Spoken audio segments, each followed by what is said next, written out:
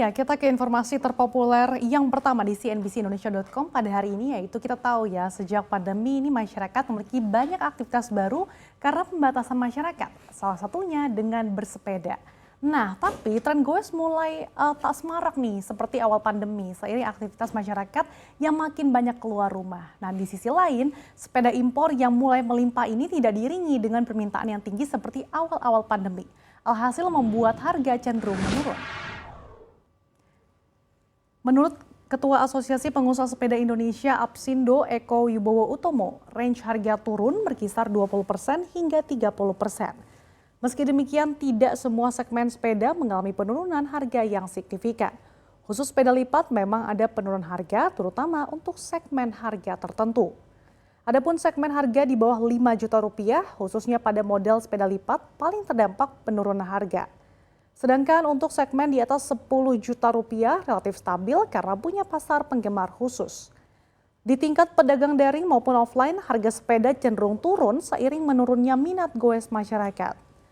Ketua Asosiasi Industri Persepedaan Indonesia IP, Rudiono menegaskan, penurunan harga ini dilakukan di tingkat pedagang dan ia menegaskan harga sepeda di tingkat pabrik tak banyak perubahan.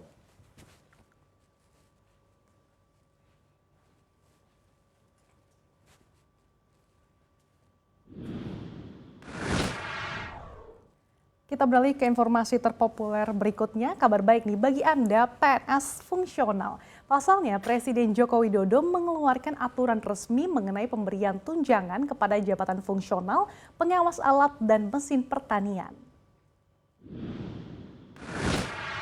Keputusan tersebut tertuang dalam Peraturan Presiden Nomor 51 Tahun 2021 tentang tunjangan jabatan fungsional, pengawas alat dan mesin pertanian.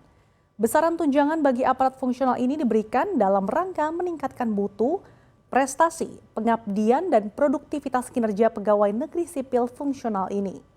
Adapun pemberian tunjangan pengawas alat dan mesin pertanian diberikan kepada PNS yang bekerja di pemerintah pusat maupun PNS yang bekerja bagi pemerintah daerah. Berikut besaran tunjangan jabatan fungsional pengawas alat dan mesin pertanian.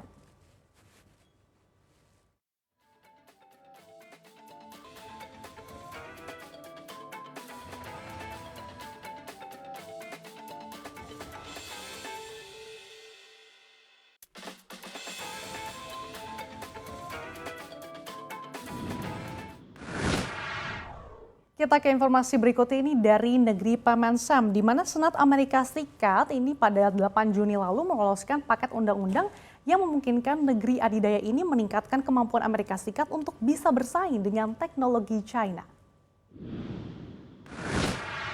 Mengutip Straits Times, anggaran pengembangan teknologi yang disetujui Senat Amerika Serikat mencapai 190 miliar dolar Amerika Serikat atau setara 2.700 triliun rupiah. Proposal tersebut pun disetujui dengan hasil voting 68 versus 32 suara. Selanjutnya, RUU ini harus melewati Dewan Perwakilan Rakyat Amerika Serikat.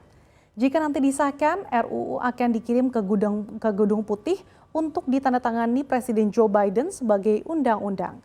Sementara itu, Partai Republik selaku oposisi pemerintah menginginkan penekanan yang lebih ke China. Hal ini dianggap lebih baik daripada mengembangkan teknologi yang menurut partai justru meniru arah kebijakan negeri tirai bambu tersebut.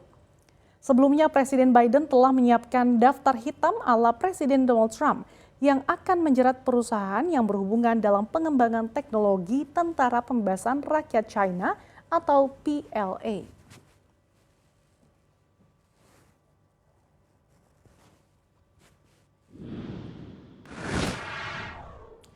Kita ke informasi berikutnya. Nah, ini datang dari salah satu taipan atau orang terkaya di tanah air, yaitu Prayogo Pangestu yang melakukan penjualan sebanyak 831,9 juta saham Barito Pacific atau BRPT, sehingga porsi kepemilikan saham di perusahaan tersebut ini berkurang meskipun masih mayoritas.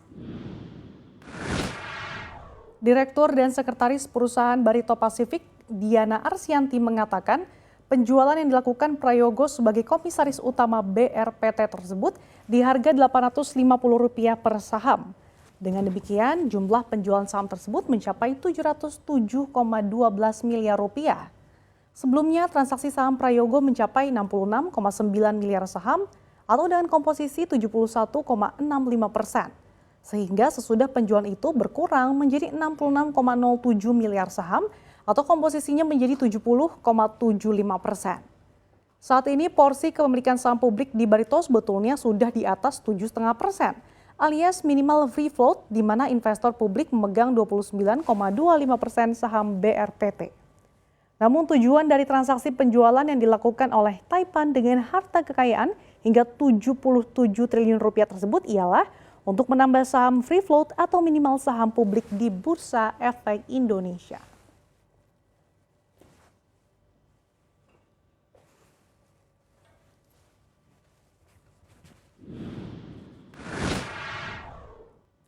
Demikian sejumlah informasi terpopuler di cnbcindonesia.com.